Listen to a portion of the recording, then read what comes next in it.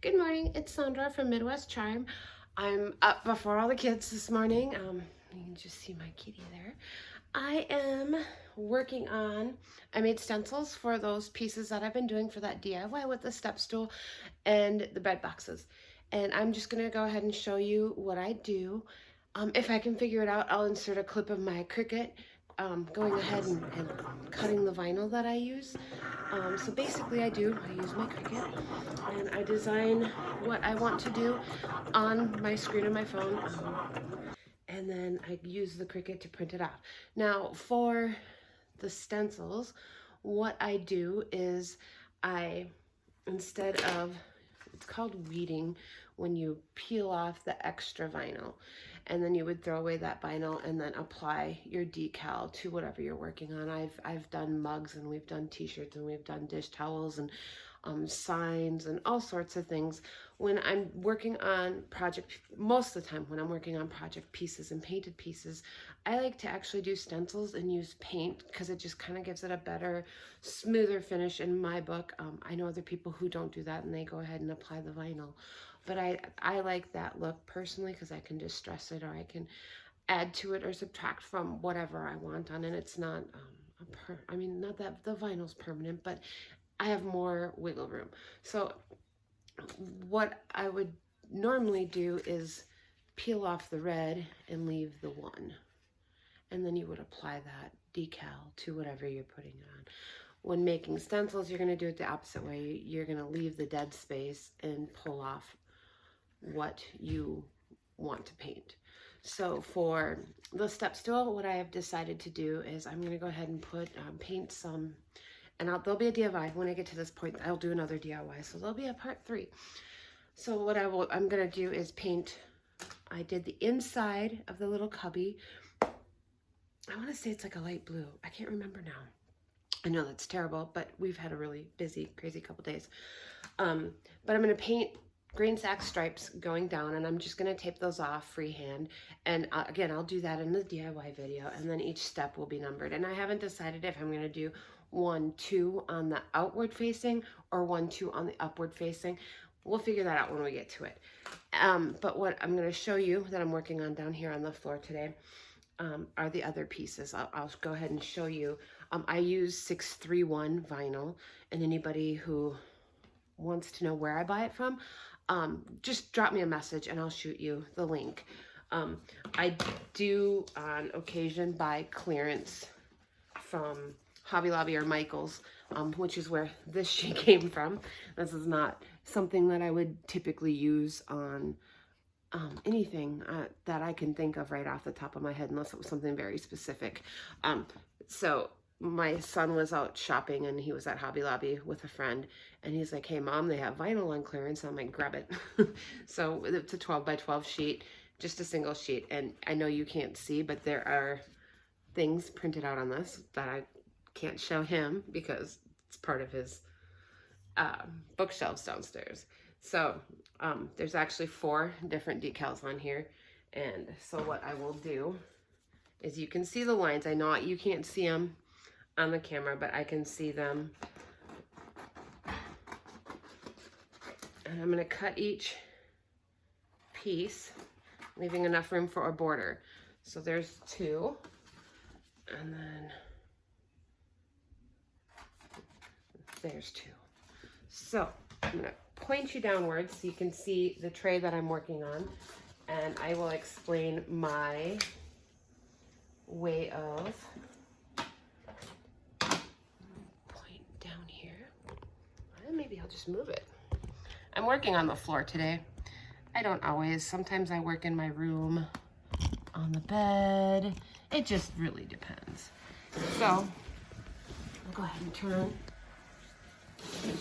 my tray. So this is for one of the bread boxes, and I've already cut it on the vinyl, and I'm going to go ahead and remove what I want to have painted. So you will be able to, it's just my Cricut weeding tool.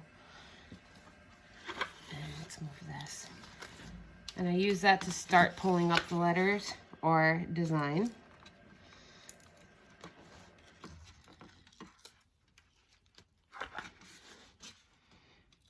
Okay, so here is the letter A, and you want to make sure when you're pulling this up that it leaves all the pieces that are supposed to stay.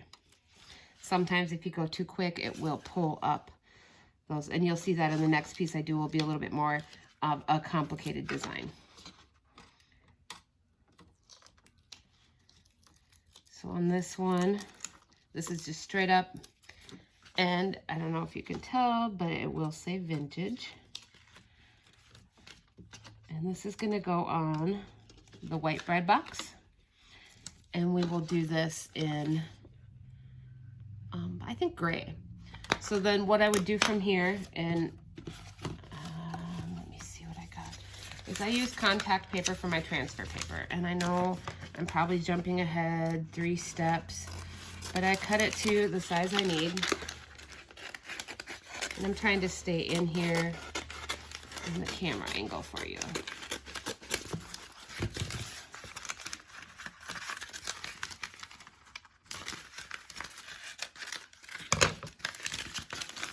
And then you're going to unroll your transfer paper and apply it over the stencil.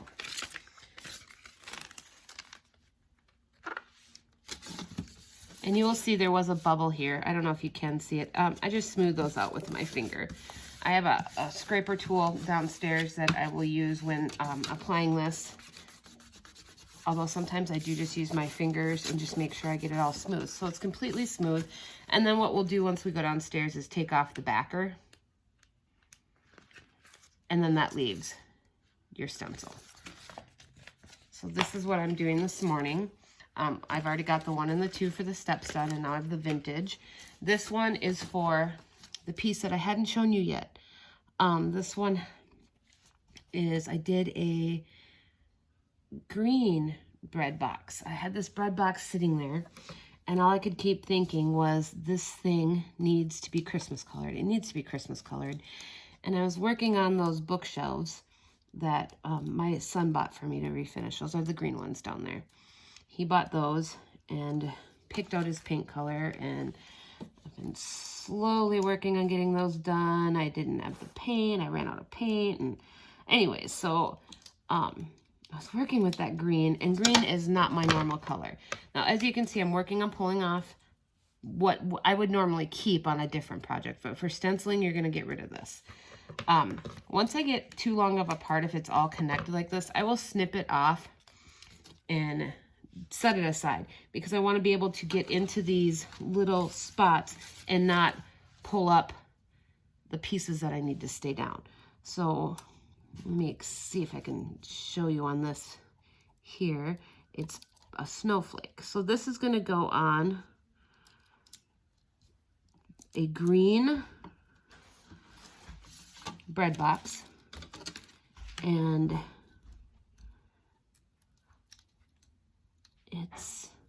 I wanted just the right thing, and I went back and forth. And what's funny is when I do this, I typically will be texting my daughters going, okay, I need your thoughts and opinions on this. What do you guys think about doing this? And they'll be like, ooh, I don't know. This go round, my one girl thought I should do like Noel on the green bread box. However, I couldn't really find a graphic I liked for it. I really knew that I wanted, as you can see, I don't know if you can see it actually. I am carefully pushing out all these little snowflake bits and leaving them on. As I'm pulling it up, you can see they're still in here. So what I'll do is push it down, use my weeding tool to push that piece back onto the backing, and then pull up on the remaining vinyl. And my cat's gonna come help us for a second, it looks like. And sometimes this can be a slow, tedious job. But trust me, it will make this so much easier doing it this way. So there you have. That's gonna probably be the hardest part I have on this one, other than all the dead space between the letters, which shouldn't be too bad. And I'll probably just pull up a couple more and then snip this again, so I'm not you don't want the vinyl to fall back down and pull up those other pieces. So now again, if I were making, you know, a mug or something else, obviously it wouldn't be this big, but if I was making a different piece where I wanted the vinyl and not paint, I would be pulling up all of the parts you see here and leaving the letters remain. And I have before double weeded where I pull up the lettering that you're seeing and I'll put it on transfer paper and save it. I have done that before, and it is possible to do that. It's a lot of work, and I do have those pieces saved in case I ever want to reuse them. When I made signs before, my one show that I did, I saved a bunch of those so that I can do double duty. Did the stenciling, made the stencil, but I kept the other part so I could use it for a different DIY project if I wanted to. They were the ones that I liked, or so I just go along and just double checking. Like here's the R, there's a couple pieces that need to stay down, and just slow and steady wins the race on these. You just want to make sure that as you're pulling it up, the dead space remains.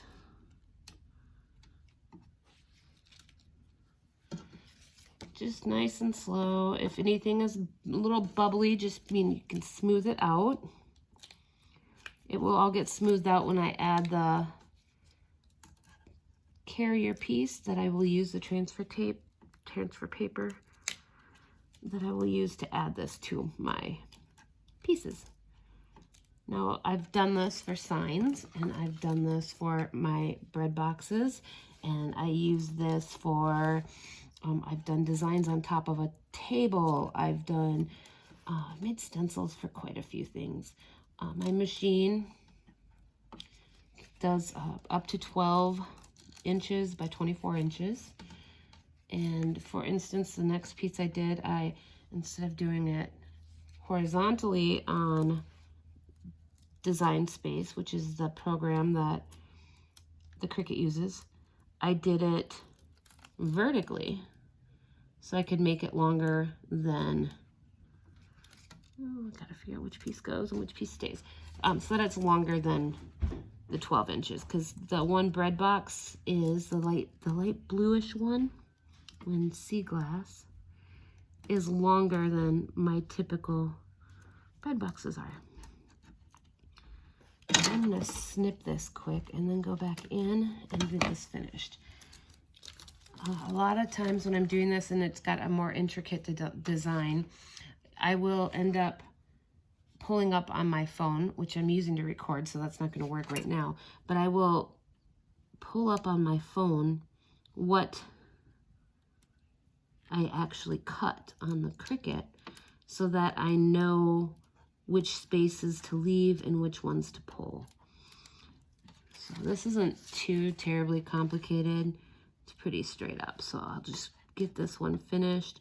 The next one I'm doing is just a word, so that'll make it really easy to get pulled up. Those are probably the easiest to do. And then again, we would add my long roll, excuse me.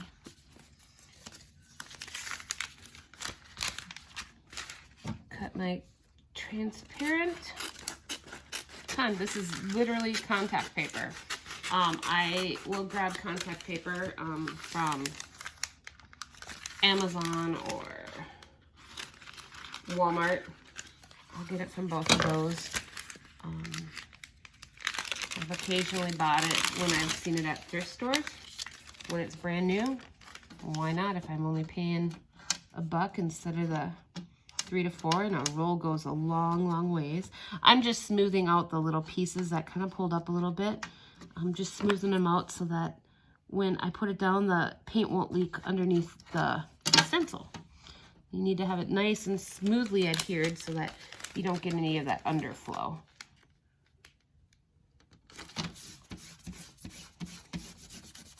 Okay, so So we've got our second one with transfer tape. I will do the numbers too.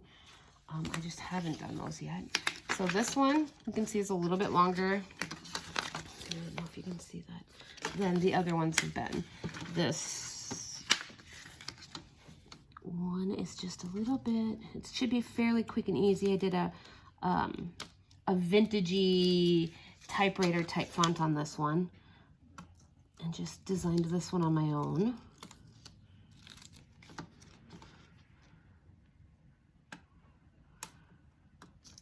I just wanted something simple.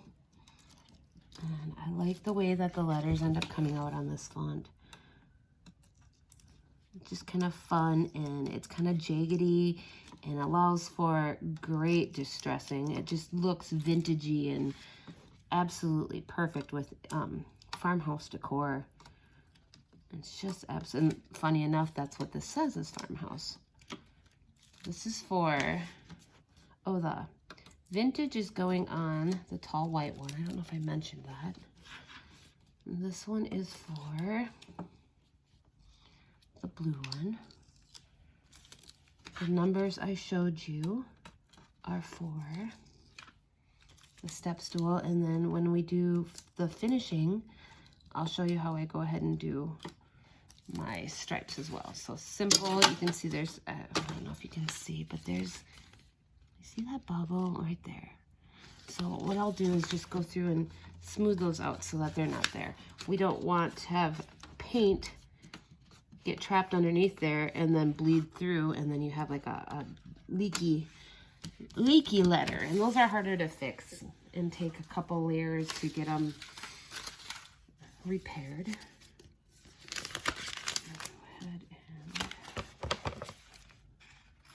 And I'm eyeballing it. This does not need to be perfect. When I put these on, I will use the lines of the bread boxes or the step stool or whatever I'm working on. I'll use those lines to make sure it's even and straight. With the roll top bread boxes, it's so super easy because you have the lines from the roll right there, and it makes it so simple to line this up and get it on there. You'll notice I try to press from the middle out. And again, that's to help get all the bubbles out and make sure it lays flat and smooth. This one I made it a little wider, but that's all right. All right, so that one's done. We'll just get some on here and the numbers. And I'm just using my scrap pieces, so I'm not wasting it. I will save the backing pieces. Like I mentioned, I have in the past, I have taken like the numbers or the letters or the wording or the design and double weeded. So I'll leave it so I can make a stencil, and then I'll use the actual graphic itself. So I would save them both. I didn't today, just for speed purposes for the video. So there's the two, and here's the one.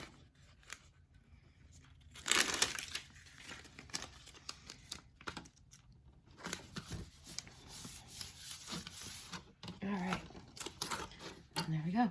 So like I said, when we get downstairs to finish these up today, that paint is set for 24 hours, so I'm pretty good about going ahead and applying these and getting that done. I'm going to finish these up for the other project so you guys can see that as well when it's finished. I'm not going to do it on camera right now. Otherwise, I'm done for the day, and we shall see you later. Thanks for watching.